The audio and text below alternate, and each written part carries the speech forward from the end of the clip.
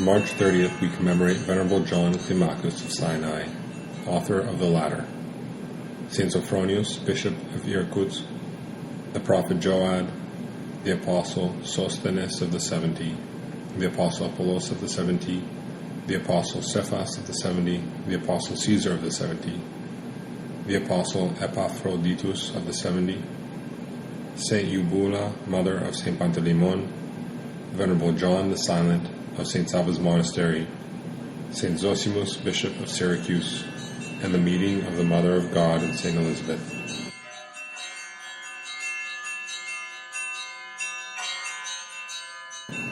Saint John Climacus of the latter is honored by Holy Church as a great ascetic and author of the renowned spiritual book called the Latter, from which he is called of the latter. There is almost no information about St. John's origins. One tradition suggests that he was born in Constantinople around the year 570 and was the son of St. Xenophon and Maria, commemorated on January 26th. John went to Sinai when he was 16, submitting to Abba Martyrius as his instructor and guide. After 4 years, St. John was tonsured as monk. Abba Stradecius, who was present at St. John's tonsure, predicted that he would become a great luminary in the Church of Christ. For 19 years, St. John progressed in monasticism in obedience to his spiritual father. After the death of Abba Martyrius, St. John embarked on a solitary life, settling in a wild place called Thola, where he spent 40 years laboring in silence, fasting, prayer, and tears of penitence. It is not by chance that in the latter, St. John speaks about tears of repentance. Just as fire burns and destroys the wood, so pure tears wash away every impurity, both external and internal. His holy prayer was strong and efficacious, as may be seen from example from the life of the God-pleasing saint. St. John had a disciple named Moses. Once the saint ordered his disciple to bring dung to fertilize the vegetable garden. When he had fulfilled the obedience, Moses lay down to rest under the shade of a large rock because of the scorching heat of summer. St. John was in his cell in a light sleep. Suddenly, a man of remarkable appearance appeared to him and awakened the holy ascetic, reproaching him. "John, why do you sleep so heedlessly when Moses is in danger?" St. John immediately woke up and began to pray for his disciple. When Moses returned in the evening, St. John asked whether any sort of misfortune had befallen him. The monk replied, "A large rock would have fallen on me as I slept beneath it at noon, but I left that place because I thought I heard you calling me." St. John did not tell his disciple of his vision, but gave thanks to God. St. John ate the food which is permitted by the monastic rule, but only in moderation. He did not sleep very much, only enough to keep up his strength, so that he would not ruin his mind by unceasing vigil. "I do not fast excessively," he said of himself, "nor do I give myself over to intense all-night vigil, nor lay upon the ground, but I restrain myself, and the Lord soon saved me." The following example of St. John's humility is noteworthy. Gifted with discernment and attaining wisdom through spiritual experience, he lovingly received all who came to him and guided them to salvation. One day, some envious monks reproached him for being too talkative, and so St. John kept silence for a whole year. The monks realized their error, and they went to the ascetic and begged him not to deprive them of the spiritual profit of his conversation. Concealing his ascetic deeds from others, St. John sometimes withdrew into a cave, but reports of his holiness spread far beyond the vicinity. Visitors from all walks of life came to him, desiring to hear his words of edification and salvation. After 40 years of solitary asceticism, he was chosen as Igumen of Sinai when he was 75. St. John governed the holy monastery for 4 years. Toward the end of his life, the Lord granted him the gifts of clairvoyance and wonder-working. At the request of St. John, Igumen of the Raithu Monastery, commemorated on Chief's Fair Saturday, he wrote the incomparable Ladder, a book of instruction for monks who wish to attain spiritual perfection. Knowing of the wisdom and spiritual gifts of St. John of Sinai, the Igumen of Raithu requested him to write down whatever was necessary for the salvation of those in the monastic life.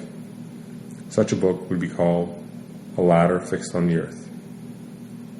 Genesis 28:12, leading people to the gates of heaven. St. John felt that such a task was beyond his ability. Yet, out of obedience, he fulfilled the request. The saint called his work the Ladder, for the book is a fixed ladder leading from earthly things to the Holy of Holies. The 30 steps of spiritual perfection correspond to the 30 years of the Lord's age. When we have completed these 30 steps, we will find ourselves with the righteous and will not stumble. The latter begins with renunciation of the world and ends with God, who is love. 1 John chapter 4, verse 8. Although the book was written for monks, any Christian living in the world will find it an unerring guide for ascending to God and a support in the spiritual life. Saints Theodore the Studite commemorated November 11th and January 26th. Sergius of Radonezh commemorates September 25th and July 5th. Joseph of Wolokolamsk commemorates September 9th and October 18th, and others relied on the latter as an important guide to salvation. The 22nd step of the latter deals with various forms of vainglory. St. John writes, "When I fast, I am vainglorious, and when I permit myself food in order to conceal my fasting from others, I am again vainglorious about my prudence. When I dress in fine clothing, I am vanquished by vanity, and if I put on drab clothing, again I am overcome by vanity. If I speak, vainglory defeats me. If I wish to keep silence, I am again given over to it. Wherever this thorn comes up, it stands with its point upright." A vain person seems to honor God, but strives to please men rather than God. People of lofty spirit bear insult placidly and willingly, but only the holy and righteous may hear praise without harm. When you hear that your neighbor or friend has slandered you behind your back, or even to your face, praise and love him. It is not the one who reproaches himself who shows humility, for who will not put up with himself? It is the one who is slandered by another, yet continues to show love for him. Whoever is proud of natural gifts, intelligence, learning, skill in reading, clear enunciation, and other similar qualities which are required without much labor, will never obtain supernatural gifts. Whoever is not faithful in small things, Luke 16, verse 10, is also unfaithful in large things, and is vainglorious. It often happens that God humbles the vainglorious, sending a sudden misfortune. If prayer does not destroy a proud thought, we bring to mind the departure of the soul from this life. And if this does not help, let us fear the shame which follows dishonor. For whoever humbles himself shall be exalted, whoever exalts himself shall be humbled. Luke 14:11. When those who praise us, or rather seduce us, start to praise us, let us recall our many sins. Then we shall find that we are not worthy of what they say or do to honor us. In the latter, St. John describes the ascent towards spiritual perfection, which is essential for anyone who wishes to save his soul. It is a written account of his thoughts, based on the collected wisdom of many wise ascetics and on his own spiritual experience. The book is a great help on the path of truth and virtue. The steps of the ladder proceed gradually from strength to strength on the path of perfection. The summit is not reached suddenly, but gradually, as the Savior says, "The kingdom of heaven suffers violence, and the violent take it by force." Matthew 11:12. St. John is also commemorated on the 4th Sunday of Great Lent.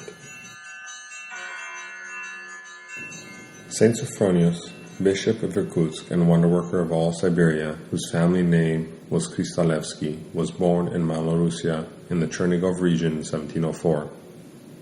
His father, Nazarius, was a common man in his affairs, and the saint was named Stephen, in honor of the proto-martyr Saint Stephen. He had 2 brothers and a sister, Pelagia. The name of one brother was Paul. The name of the other, older brother, is unknown. It is said that this older brother was the head of the Krasnogorsk Zolotonch monastery. Stephen's childhood years were spent in the settlement of Berezan in the Pereyaslav district of the Poltava governance, where the family settled after the father was discharged from service. When he came of age, Stephen entered the Kiev Theological Academy, where 2 other future hierarchs were studying: Yoasaf, future bishop of Belgorod, commemorated on September 4th and December 10th, and Paul, future metropolitan of Tobolsk, commemorated on June 10th and November 4th.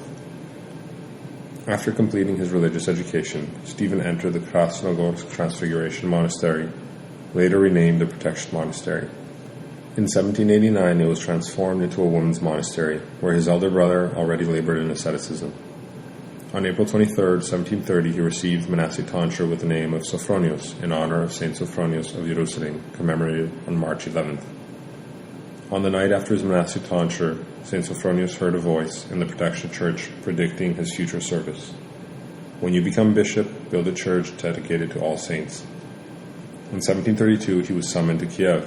There he was ordained hierodeacon and then hieromonk in the Cathedral of Holy Wisdom. After St. Sophronius had been a monk for 2 years, he became treasurer of the Zolotonosh monastery for 2 years, and then his great Bishop Arsenius Berlov of the Pereyaslav diocese sent him to the house of his archbishop, where he was steward for 8 years. These facts testify to the connections of the saint with his original protection monastery. During his obedience under the presiding hierarch at Pereyaslav, he often visited his monastery, spending the day in quiet contemplation and work, serving as an example to the brethren. When hieromonk Sophronius traveled to the Holy Synod on behalf of his bishop, they paid close attention to him. In January 1742, the future saint was transferred to the St. Alexander Nevsky Lavra in St. Petersburg, the foremost monastery of the capital. A year later, he was appointed treasurer of the monastery, and in 1746 he was appointed as superior of the monastery. He summoned his fellow countryman, the hieromonk Synesios Ivanov, a native of the city of Pirluki, and made him igumen of the St. Sergius Hermitage, a dependency of St. Alexander Nevsky Lavra. From this time, the friendship of the two ascetics, hieromonk Sophronius and hieromonk Synesios, was strengthened by their joint pastoral effort, and they were inseparable until they died in Siberia. During these years, St. Sophronius worked hard at managing the monastery and improvement of teaching at the seminary located nearby. He and Archbishop Theodosius made it their task to acquire more books for the monastic library. St. Sophronius built a 2-story church. The upper church was dedicated to St. Theodore, the older brother of St. Alexander Nevsky, and the lower to St. John Chrysostom. Bishop Innocent II, Nerunovich of Irkutsk, died in 1747. For 6 years afterwards, the Irkutsk diocese remained without a spiritual head. Finally, on February 23, 1753, the Empress Elizabeth, 1741-1761, recommended the pious igumen Sophronius of the Alexander Nevsky Monastery to the Holy Synod as a person not only worthy of episcopal rank, but also someone completely able to fulfill the wishes and the hopes of the state and the Synod, and take up the burden of episcopal service on the far frontier and satisfy the needs of his flock in that harsh land among wild primitives and lawless people.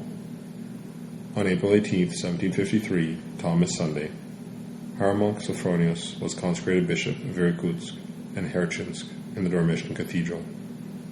Foreseeing difficult service on the distant Siberian frontier, the new bishop did not immediately travel to the Irkutsk eparchy, but rather began to gather educated and spiritually experienced co-workers. During this period, St. Sophronius visited at his original Krasnogorodsk monastery. At the holy places of Kiev, he also sought the blessings of Kiev cave saints for his service. The constant companion of the saint, as had been before, was the hieromonk Synesios, sharing in his friend's work. At Moscow, Archbishop Platon of Moscow and Sevsk provided him with further assistance. He gave him fatherly advice for his task, since he was quite familiar with the peculiarities of Siberian religious life. He forewarned him about the self-willed local authorities and advised him to surround himself with trustworthy helpers. On March 20th, 1754, the saint arrived at Irkutsk. He went first to the Ascension Monastery, his predecessor's residence, and prayed at the grave of Bishop Innocent Kluchitz, asking his blessing as he took up his assignment.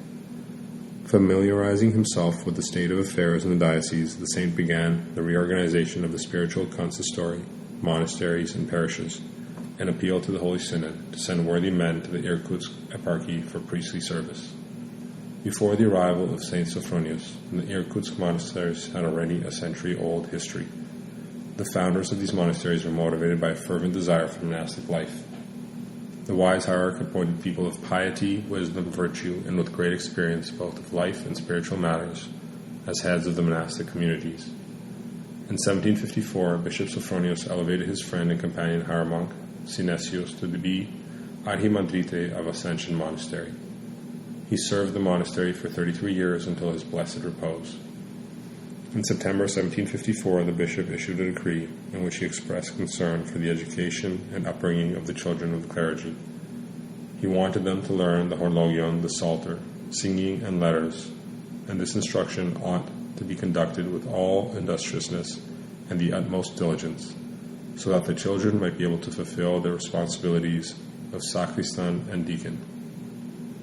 Studying both people and circumstances, the bishop in his sermons and conversations exhorted all to a higher moral ideal. He devoted particular attention to the reverent and correct performance of the divine services in the holy mysteries, and he also looked after the moral purity of laymen. He was concerned about the position of women in the family and defended them against their unjust inequality. The bishop attempted to set straight the rule of divine services, and so he summoned priests, deacons, subdeacons, and sacristans, and those who sang in their choir during services. Traveling about the diocese, the saint noticed that censing and the ringing of bells were not being done properly in all places, and therefore he issued a decree restoring the proper way of censing and bell ringing. Called to apostolic service in this frontier region, Saint Sophronius realized that his duty was to enlighten the Christians of the area and also to convert the idol worshippers, who were very numerous in Siberia. It was difficult to bring pagans to the Church of Christ, especially because sometimes there was no one to serve in the churches, and to borrow priests for missionary activity only made matters worse. Knowing that the church services would have a salutary effect on non-Russians, the saint not only served with reverence himself, but also required it of all his clergy. Saint Sophronius also contributed to the development of a stable culture among the local people. He offered them monastic lands for settlements, and in every way he endeavored to isolate them from the influence of paganism. A constant throng of visitors came from faraway places for his blessing. Even with his many cares, he did not forget his own spiritual life in eternity. He also led an ascetical life. His cell attendant said that the saint used simple food in small quantities. He served often, spent the greater part of the night at prayer, sleeping on the floor under sheepskin or fur, a deerskin or bear hide, and a small simple pillow. The spirit of his ascetic life fit in with the general uplifting of the Christian spirit in Russia after the glorification of St. Demetrius of Rostov, commemorated on September 21st, Theodosius of Chernigov, commemorated on September 9th, and the uncovering of the incorrupt relics of his predecessor, St. Innocent of Irkutsk, commemorated on February 9th. This event inspired St. Sophronius to greater efforts and encouraged him to ask for the help of St. Innocent in his task of building up the diocese. Until the end of his days, St. Sophronius kept his love for the Krasnogor Zolotonosh monastery, which had nurtured him the days of his youth. He constantly contributed support for its upkeep, sending the necessary means for this. Noticing a deterioration in his health, St. Sophronius petitioned the Holy Synod to let him retire. The answer from Petersburg did not come right away, since it was difficult to choose a worthy successor. The final days of St. Sophronius' life were spent in asceticism and prayer. The light which shone on the good deeds of St. Sophronius continues to the present time to testify to the glory of the Heavenly Father, who mercifully strengthens his saints. Now the holy memory of St. Sophronius is reverently preserved not only in Siberia at the place of his final deeds, but also at the place of his first deeds. St. Sophronius is also commemorated on June 30th, his glorification in 1918. Holy prophet Joad came from Samaria and prophesied during the 10th century before Christ. See Kings 13. The prophet was sent by the Lord from Judea to Bethel to denounce the Israelite king Jeroboam for polluting his nation with idol worship. The Lord commanded the prophet, "Eat no bread and drink no water, and do not return by the way you come." Kings 13:9. The prophet Joad appeared to King Jeroboam and prophesied to him concerning the wrath of the Lord. When the king tried to gesture with his hand to seize the prophet, his hand suddenly withered. The king entreated the prophet to pray to the Lord that his hand would be healed. By Joad's prayer he received healing. Deceived by the false prophet Emba of Bethel, Joad disobeyed the command given him by the Lord. The older man lied and told Joad that an angel had commanded him to bring him to his home and feed him. Because of his disobedience, the prophet Joad was killed by a lion. His body did not rest with his fathers, but was buried near the abode of the false prophet who led him astray. The holy apostle Sosthenes was head of the Corinthian synagogue before his conversion. The apostle Paul converted him to Christianity and made him his helper in his work. In addressing the Corinthian church, St. Paul sent greetings from both of them. Paul, by the will of God, called to be an apostle of Jesus Christ, and brother Sosthenes, 1 Corinthians chapter 1, verse 1. Afterwards, St. Sosthenes was made bishop of Colophon in Asia Minor. St. Sosthenes is also commemorated on December 8th and the Synaxis of the 70 Apostles on January 4th. In the Acts of the Holy Apostles we read the following. A certain Jew named Apollos, born in Alexandria, eloquent and well-versed in the Scriptures, came to Ephesus. He was instructed in the way of the Lord, and being fervent in the Spirit, he spoke and taught diligently the things of the Lord, knowing only the baptism of John. He began to speak boldly in the synagogue. Hearing him, Aquila and Priscilla took him and more precisely explained to him the way of the Lord. And when he resolved to go to Achaia, the brethren wrote and asked the disciples to receive him. When he got there, he greatly helped those who believed by grace, for he powerfully confounded the Jews in public, showing by the Scriptures that Jesus is the Christ. Acts 18:24-28. The Holy Apostle Apollos assisted the Saint Paul. The Apostle Paul speaks about the spread of Christianity among the Corinthians. I have planted, Apollos watered, but God gave the growth. 1 Corinthians 3:6. St. Apollos was later bishop of Smyrna in Asia Minor. St. Apollos is also commemorated on December 8th and the Synaxis of the 70 Apostles on January 4th. According to tradition, the Holy Apostle Cephas was bishop of Iconium. No accounts of him have been preserved. It is assumed that he is the one who is mentioned by the Apostle Paul in 1 Corinthians chapter 15, verse 5. St. Cephas of the 70 is also commemorated on December 8th and the Synaxis of the 70 Apostles on January 4th. The Holy Apostle Caesar of the 70 is also commemorated today on December 8th and with the Synaxis of the 70 Apostles on January 4th. The Holy Apostle Epaphroditus was bishop of Adrianum in Italy. He was also a companion of St. Paul, who sent him to the Christians of Philippi. St. Paul speaks about his hard work in the vineyard of Christ. I thought it necessary to send you, Epaphroditus, my brother and co-worker and fellow soldier, your messenger and minister to my needs. He was sick and near to death, but God had mercy on him, and not only him, but also on me, lest I should have sorrow upon sorrow. Receive him in the Lord with all joy, and honor such men, for he almost died for the work of Christ, risking his life to complete your lack of service to me. Philippians 2:25-30. Saint Epaphroditus is also commemorated on December 8th and the Synaxis of the 70 Apostles on January 4th. Saint Eubola, mother of the great martyr Panteleimon, commemorated on July 27th, died peacefully around 303 before the martyrdom of her son, and is thus commemorated on this day. St. John, the silent bishop of the city of Colonia, was a model of a good Christian life for his flock. Persecuted by the governor, he was deprived of the archbishop's cathedra and went to the monastery of St. Sala the Sanctified, where he was glorified in ascetic deeds of silence, prayer, and desert dwelling. The monk died at age 104 in 558. See also December 3rd. St. Zosimus, bishop of Syracuse, was born in an answer to the fervent prayers of his parents, who were childless for a long time. When their son reached the age of 7, his parents sent him to a monastery to be educated.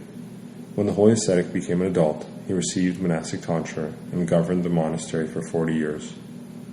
Pope Theodore, 641-649, consecrated him bishop of Syracuse.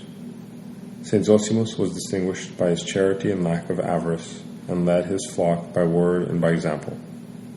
Toward the end of his life, St. Zosimus fell grievously ill, but endured his suffering with magnanimity and humility. He died in the year 662, after he had led his flock for 13 years. Later, many of the sick received healing by merely touching his tomb. The meeting of the Most Holy Theotokos and St. Elizabeth.